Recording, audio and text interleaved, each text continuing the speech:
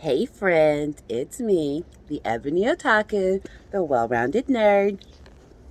Hope you enjoyed my preloaded videos. Well, I guess they're all recorded and preloaded because that's how I roll. I haven't done a live yet. I've been on my honeymoon down in the Cozumel, Mexico, which is why I pre-recorded. And we're about to head home, but I thought I would do another reading because pool time has been read time. Because let me tell you about adulthood. No matter what you thought you were going to have time to do, you don't have time for it. So it's been nice to have some relaxed time to not just, enjoy the experience of Cozumel and honeymooning, but it's been great to just have a little time to do a couple of things I can't do at home, like spend 4 hours a day reading and then take a nap and then get up and go have a drink at the bar and then another drink and then eat food that's all inclusive and go snorkeling and then go back to sleep. It's been great. That vacation life be good. So, like, as you can see, I'm like literally on the balcony of my hotel room, and I'm not even sure how like the lighting and the sound quality is going to be. I'm AirPodding today. We'll see if this works. If it does, I might record outside more often because, at least from my view, the lighting is great. Oh, and BTW, yes, the person who won the 500 subscriber prize. I have your prize. I'll mail it when I get home. I messaged you on that video, so just DM me on Instagram with the address you want me to send the prize to at the Ebony Otaku, and I'll get that done. But I have been all into Fabius Bile on this trip, so yeah, I know on my honeymoon reading Fabius Bile. Don't judge me. He over there reading orc books, so we're made for each other. But let's dig a little deeper into Ophavius.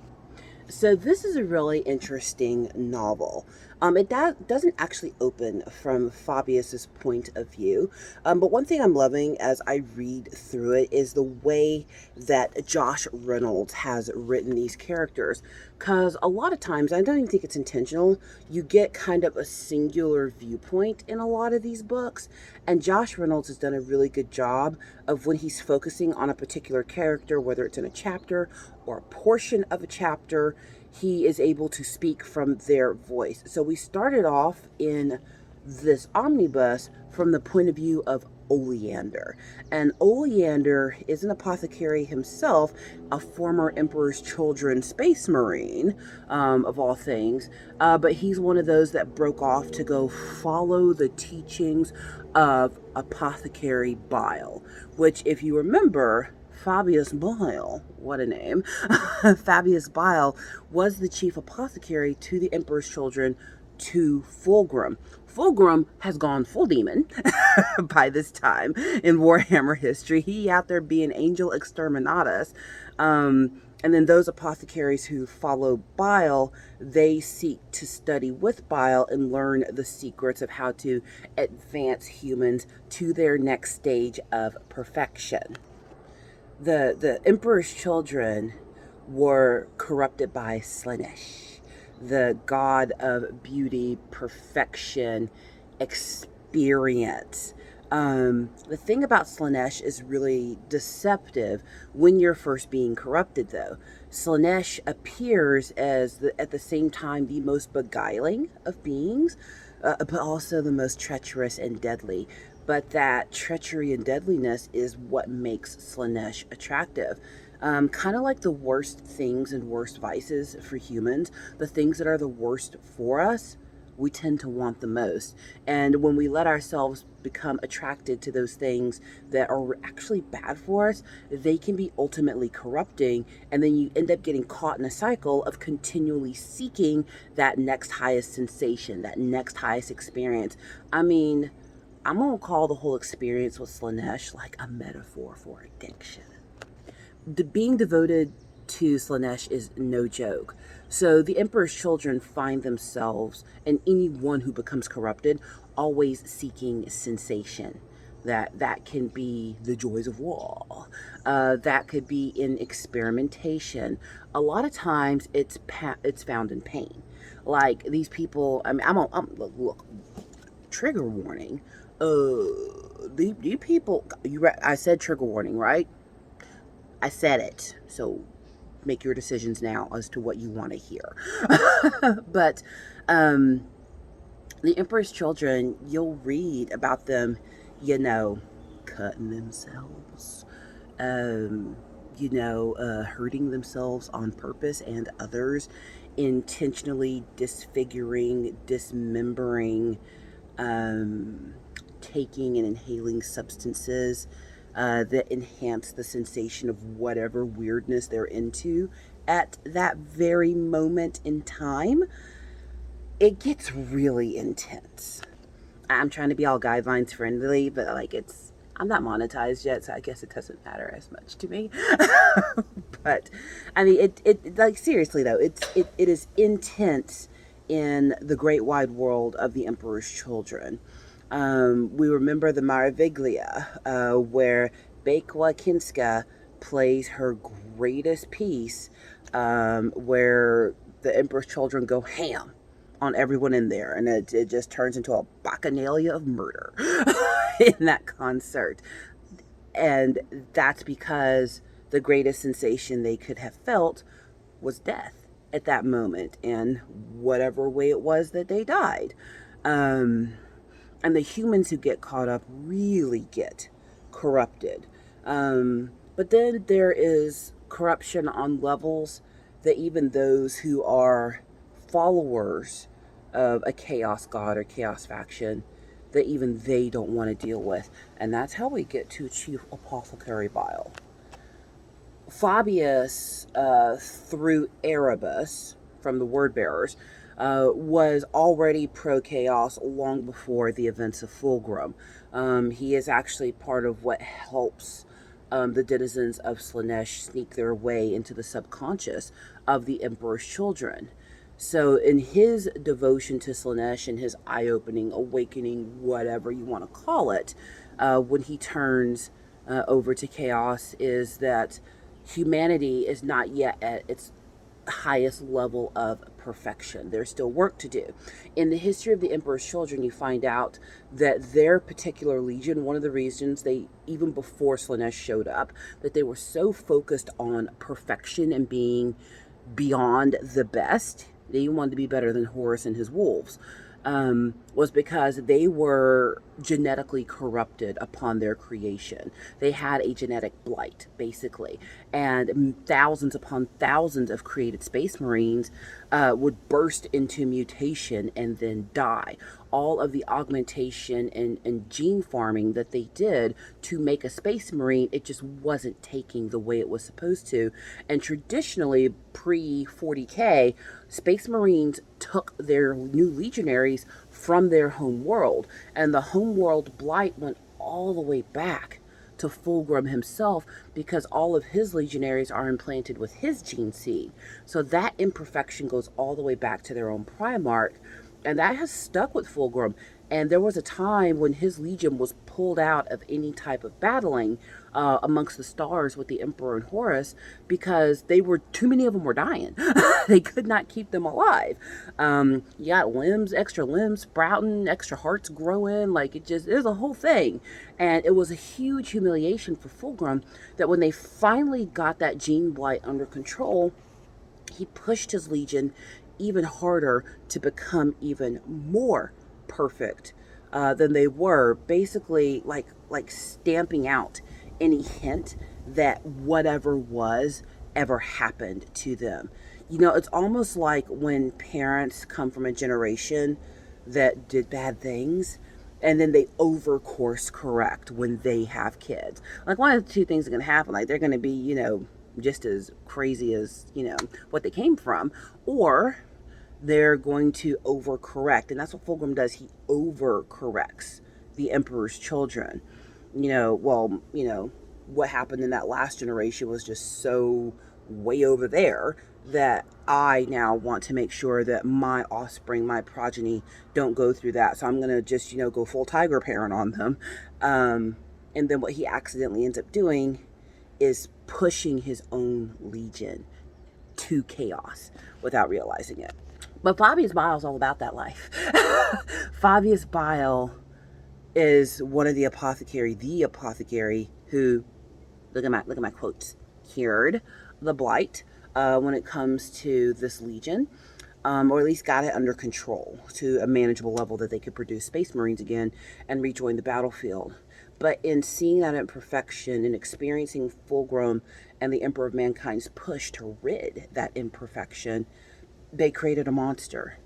Because now Fabius became curious as to what else, what's next, what else could they be? What else could we as Space Marines be? Is this our apotheosis? Is this our best? Or could we be better? What is your definition of better? Well, for Apothecary Bile and his followers, better is to completely destroy what is anything resembling human and then putting it back together to see what's gonna happen. And if evolution turns this new whatever into the next great version of a person, or if nature takes its course and it was too weak to survive. And Apothecary Bile is set on this path, and he's been set on it for a long, long time. Oleander, whose point of view starts our book, who starts our whole omnibus actually, he is actually an apothecary who was most loyal to Bile and probably the greatest of his devotees, learning in the ways of disassembly and reassembly, shall we say. He fully believed in what Bile was doing. But Oleander, for reasons that I haven't found out yet, actually left Bile at some point. And Fabius Bile has become a being who just basically doesn't get super attached to anyone or anything. Like, he's like Rick and Morty levels of Rick detachment, but probably more because Rick loves his family. He does. But even Fabius has those that he is more attached to than others, especially when they are either evidence of his great work or they are helping his great work go forward. And Oleander was one of those. He leaves, but he comes back. And he's come back to ask Fabius Bile for a favor. And that's what we're going to read today, is what is this favor that he wants of his master? Because Bile is not a forgiving being. And he's also at this point like several bodies in. Like, remember, he's all about that break it apart, put it back together. So what I'm going to read today got some moments. It's a second trigger warning. But Fabius himself is, he's several thousand years old at this point. So we're in 40K. He's at least 10,000 years old as far as we know canonically. But even he will tell you that through his experimentation, he'll have a body break down, and then he will take his brain and put it in another one. And Oleander is actually so close to Bile at some point that he's one of the other apothecaries that oversees Bile going from one body to another. And the body that Bile's in currently, where we're starting, this body got some problems.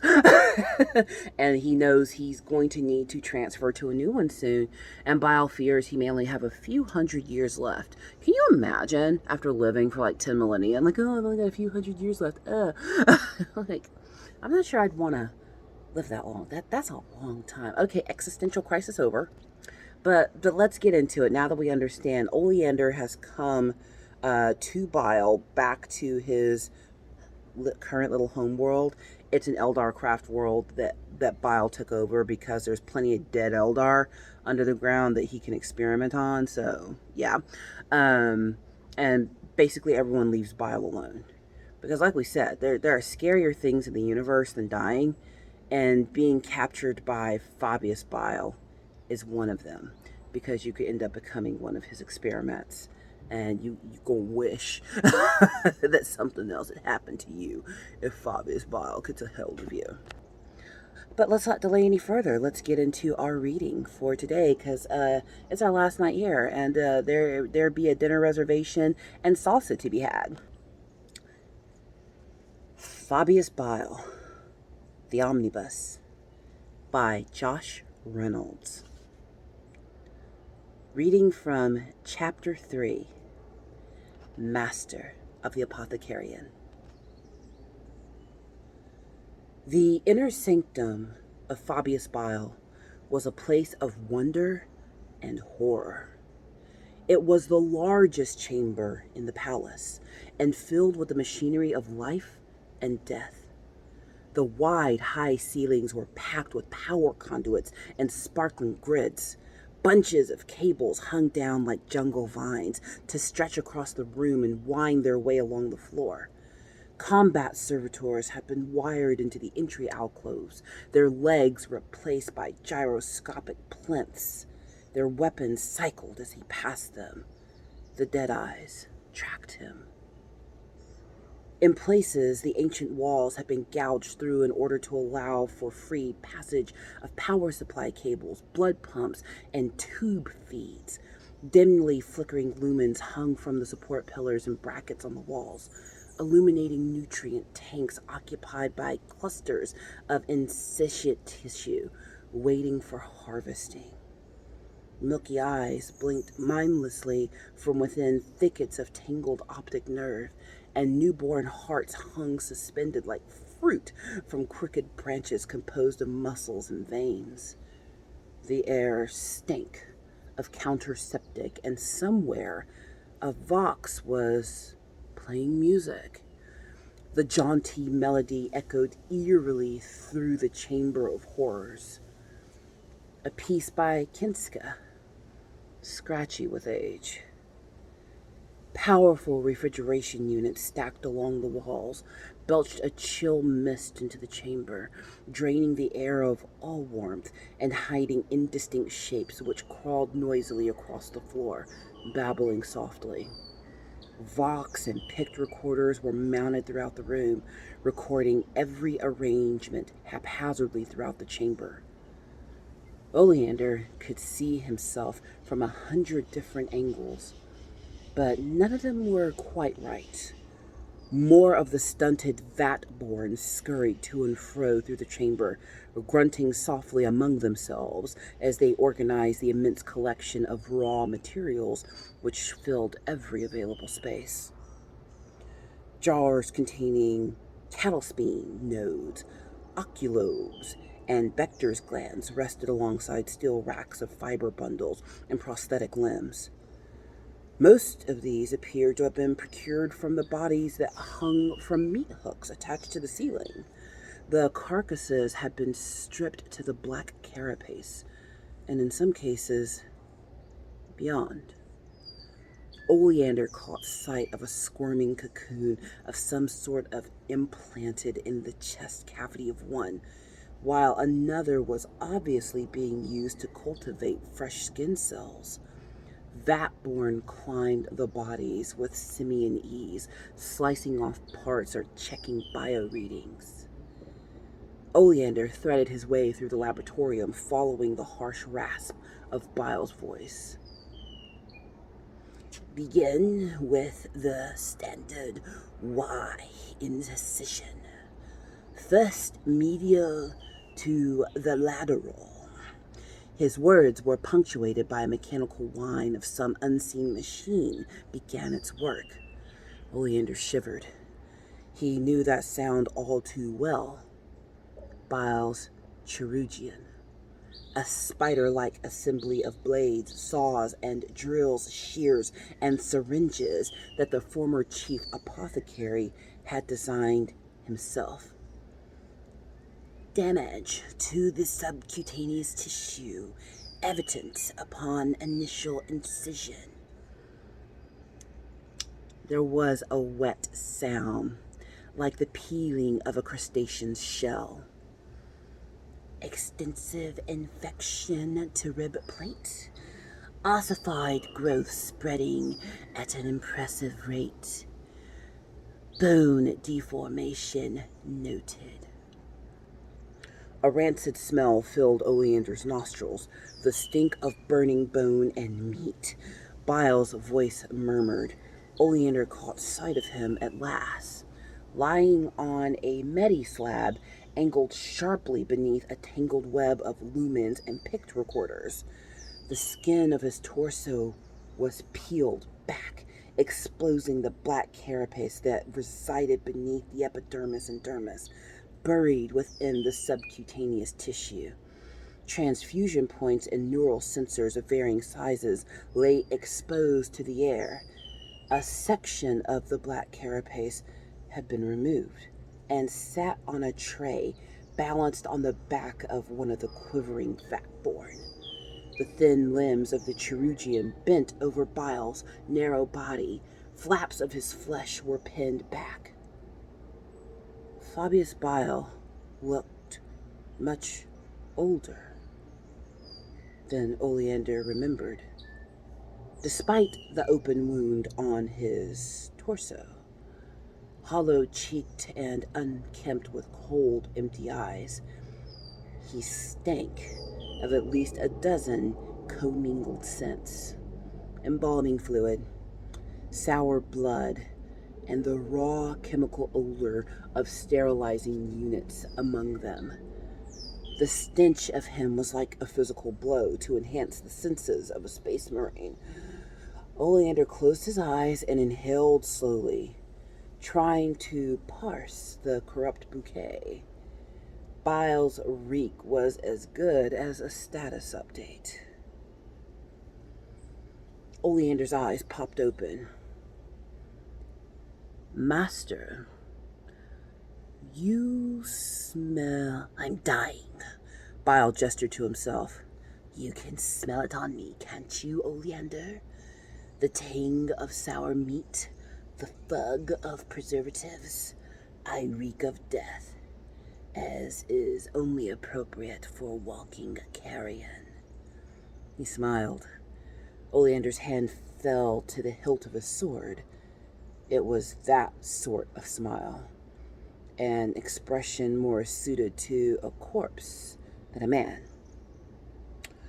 You look remarkably healthy for a dying man, Master. Don't call me that, Oleander. I haven't been your master for some time. If you must address me so formally, use my rank, Chief Apothecary. Pass me those forceps, please. Bile held out his hand. Oleander hesitated. The articulated limbs of the Cherugian clicked in word and what might have been a warning. It crouched above Bile like an overprotective scorpion. Bile clicked his tongue. Have you never seen a man operate on his own organs, Oleander? Physician, heal thyself. The forceps, if you please. Oleander picked the tool up and handed it over. Bile reached into his open abdomen and began to root around. He gave no hint as to the pain it must have caused him. Whether that was due to fortitude or dead nerves, Oleander couldn't say. He'd seen worse in his time, but somehow Bile's lack of joy and sickeningly sterile smell of the operating theater combined to make Oleander uneasy. It was a delicious sensation, if distracting. I'm dying, Bile said matter-of-factly. Slowly, but surely. I expect that I will be dead in a matter of centuries. This body in mere decades. It is not my first, nor will it be my last. Oleander nodded. He'd aided in more than a few brain transplants during his time with Bile. Clone bodies didn't last long, especially given Bile's predilection for tinkering. The rate of degeneration is increasing then. Early in their founding, the Emperor's children had suffered from a genetic blight. It had almost exterminated them. As far as Oleander knew, Bile was the last living sufferer of that malady. Steadily, Bile said. So you will forgive me if I come to the point. Why have you returned, Oleander? What grand scheme festers in that garish lump you call a heart? Perhaps I simply missed your guiding wisdom, Master. One of the Cherugian's insectile limbs flashed. The blade mounted on the end pricked the hollow of Oleander's throat. He froze. "And perhaps I'm in no mood for the usual niceties," Bile said. "Speak, or I will add your larynx to my collection." Oleander took a single diplomatic step back, rubbing his throat. He said, "I come bearing a proposition, Master. An arrangement of equal benefit." "Huh? And what could you possibly offer me?" "Oh, Eldar." Bile didn't laugh. Oleander took it as a good sign. He pressed on. "An Eldar craft world. Weak. Ripe for the picking." Bile continued with his operation. Oleander cleared his throat. There were things in jars staring at him. He felt a delicious thrill of trepidation, considering the implications of that. Sometimes Bile didn't bother to dispatch his raw materials. They made the most hellacious racket on occasion. Oleander reached into his belt and retrieved his pipe. It had been a gift from a demon acquaintance. She claimed to have carved it from the finger bone of Conrad Kurz himself. It was long enough and tipped with a splintered remnant of what might have been a talon. Abominable words had been delicately etched into it, and gilded apertures punched along its length. The tiny glass filtres that hung from his neck could be inserted into the apparatus, allowing for inhalation and a number of pleasurable stimulants. He stepped in a green one and sunk the pipe between his lips. "Still sucking that foul thing, I see," Bile said. Oleander inhaled. "Foul is fair, foul is foul." He coughed, an old bit of doggerel. "Ever the poet. What is it this time? Fats culled from the soft bones of Hrud broodlings? The blood and sputum of a Donorian fiend?" "The tears of an angel," Oleander said.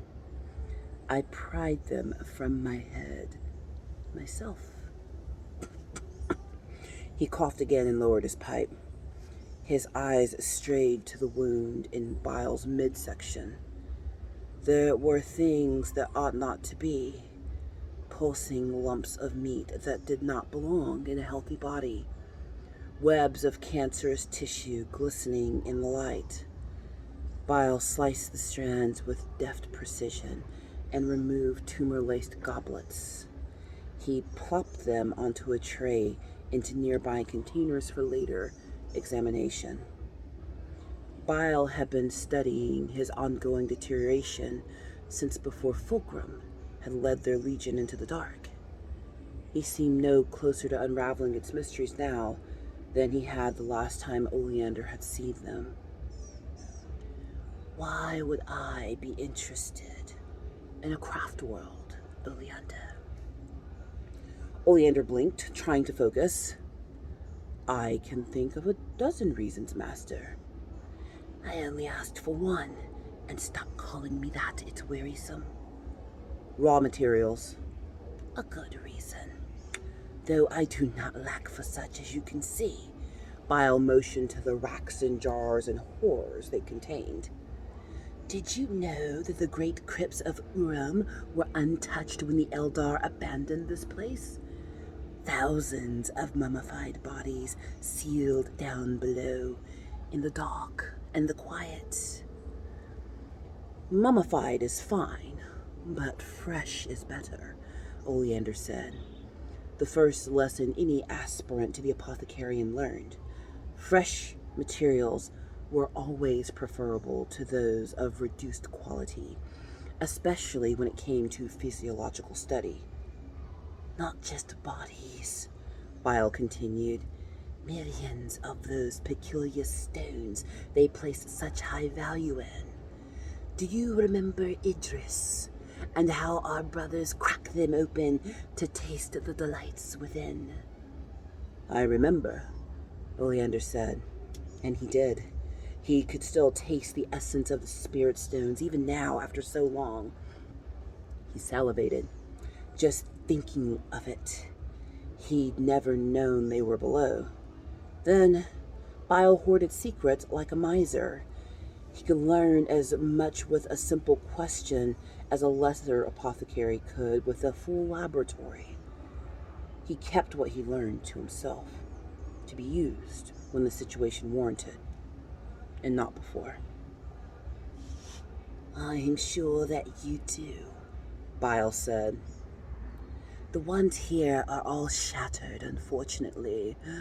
I should like a few more, and intact, as well as other things. Your offer has merit. Congratulations, Oleander. I suppose you get to live a little longer. Now, perhaps you'll tell me why you've brought this tantalizing gift to me. That is how you introduce a character into a book. My goodness, I love me some Dan Abnett, but Josh Reynolds did the daggum thing with this book, for sure. So now we have met Apothecary Fabius, and we're going to meet more characters as we go through. I've made a good way through the first book and the omnibus, and I'm excited to continue reading. I have a long travel day tomorrow, so with enough sleep, I'll get to hopefully a good 10 chapters through tomorrow. But I'm excited to continue reading. As you saw in my last couple of videos, my office is coming along nicely. I've got a few more things to do in there, like put the action figures on the walls. Gotta get my shelves out and all that kind of stuff, but I'll have my nerd space re-established very soon. But I hope that you enjoyed that reading. We are sailing to 1,000 subscribers, and I have something really good for that giveaway. It's an action figure that you want.